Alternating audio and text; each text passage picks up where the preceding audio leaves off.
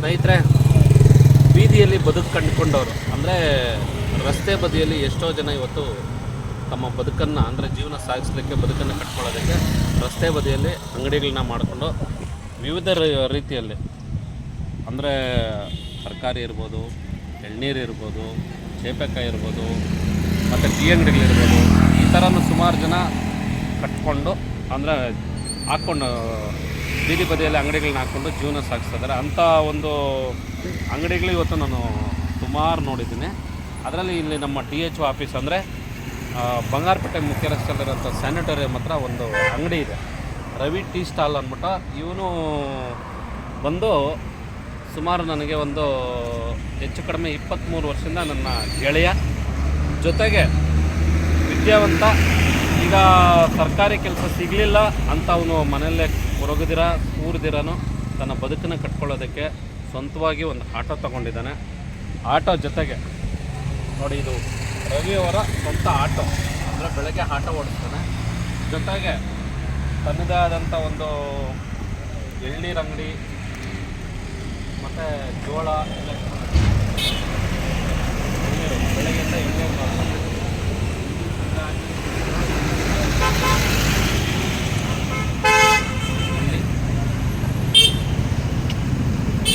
ಈಗ ನಾನು ರವಿಯವ್ರನ್ನ ಮಾತಾಡಿಸ್ತೀನಿ, ಹೆಂಗೆ ನಡೀತಾ ಇದೆ ಜೀವನ ಅಂದ್ಬಿಟ್ಟು ನೋಡೋಣ. ಸರ್ ಬನ್ನಿ.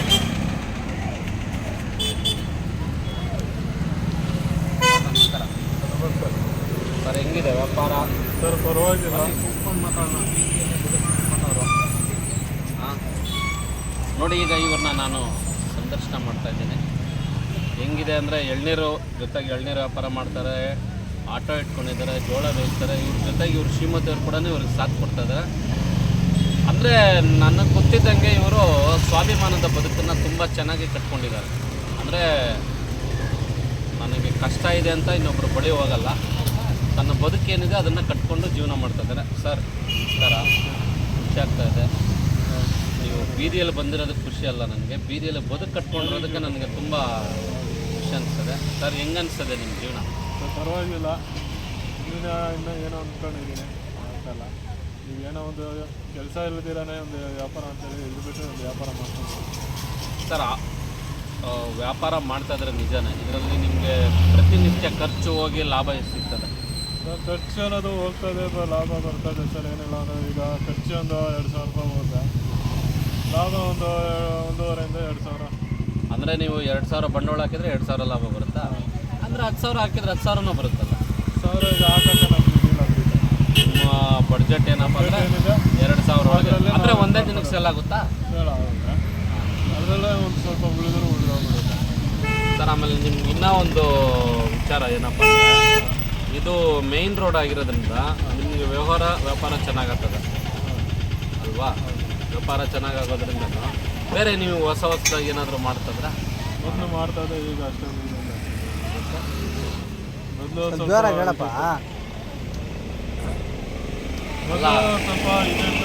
ಪ್ರಾಬ್ಲಮ್ ಏನು ಹೇಳ್ತಿರುತ್ತೆ, ಈಗ ಸ್ವಲ್ಪ ಪ್ರಾಬ್ಲಮ್ ಇದೆ. ಹೊಸದಾಗೆಲ್ಲ ಮಾಡ್ತಾಯಿದ್ದೀರಾ? ಹಾಂ ನೋಡಿದ್ದೀನಿ. ಜೊತೆಗೆ ನಿಮ್ಮ ಶ್ರೀಮತಿಯವರು ಬೇರೆ ಇರ್ತಾರೆ, ಎಲ್ಲ ಸಣ್ಣ ಪುಟ್ಟ ಕಿರಾಣಿ ಅಂಗಡಿ ಇಲ್ಲೇ ಶುರು ಮಾಡ್ತಿದ್ದಾರೆ. ನಮ್ಮ ರವಿಯವರ ಶ್ರೀಮತಿ ಅನಿತಾ, ಇವರು ಸಹ ಗಂಡನಿಗೆ ಸಾಥ್ ಕೊಡ್ತಾ ಇದ್ದಾರೆ. ಜೊತೆಯಲ್ಲೇ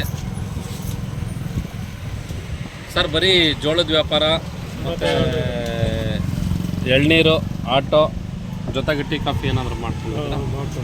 ಹಾಂ ಸರ್, ಹಂಗೆ ಹೆಂಗೆ ಅನಿಸ್ತದೆ ಜೀವನ? ಜೀವನ ಏನೋ ಪರವಾಗಿಲ್ಲ ಸರ್, ಅದೇನೋ ಇದಿಲ್ಲ ಸರ್. ಬೆಳಗ್ಗೆ ಎಷ್ಟು ತೆಗಿತೀರ? ಬೆಳಗ್ಗೆ ಒಂದು 8 ಗಂಟೆಗೆ ತೆಗಿತೀವಿ ಸರ್ ನಾವು. 8ರಿಂದ 8:30 ಸರ್. ಬೆಳಗ್ಗೆ 8ರಿಂದ ರಾತ್ರಿ 8:30 8:15 ಇರೋದು. ಒಟ್ಟಿನಲ್ಲಿ ಏನೋ ಒಂದು ಬದುಕು ಕಟ್ಕೊಂಡಿಲ್ಲ ಸರ್. ಒಳ್ಳೇದಾಗಲಿ, ಖುಷಿ ಆಗ್ತಾ ಇದೆ ನಿಮಗೆ ಸರ್. ಆಮೇಲೆ ನಿಮಗೆ ಬ್ಯಾಂಕ್ಗಳಿಂದ ಯಾವುದೇ ರೀತಿ ಸಾಲ ಸೌಲಭ್ಯ ಟ್ರೈ ಮಾಡ್ಬೋದಾಗಿತ್ತು? ಟ್ರೈ ಮಾಡೋಕ್ಕೆ ಏನು ಬೇಡ ಸರ್, ಇವಾಗೆ ನಾವು ಮಾಡ್ಕೊಂಡು ಹೋಗ್ತಾರೆ. ಅಲ್ಲ ಸರ್, ನಿಮ್ಮಂಥ ಯುವಕರು ಬೀದಿ ಬದಿ ವ್ಯಾಪಾರಿಗಳಿಗೆ, ಬೇಜಾನ್ ಅಂಗಡಿಗಳಿಗೆ ಕೇಂದ್ರ ಮತ್ತು ರಾಜ್ಯ ಸರ್ಕಾರದಲ್ಲಿ ಸೌಲಭ್ಯಗಳು ಕೊಟ್ಟು ನಿಮ್ಮನ್ನು ಡೆವಲಪ್ಮೆಂಟ್ ಮಾಡಬೇಕು. ನೀವು ಇನ್ನೂ ಚೆನ್ನಾಗಿ ಆಗ್ಬೇಕು ನಿಮಗೆ ಆದಂಥ ಒಂದು ಸ್ಕೀಮ್ಗಳಿವೆ. ಯಾವುದೋ ಸ್ಕೀಮ್ಗಳು ನೀವು ತಗೊಂಡಿಲ್ಲ?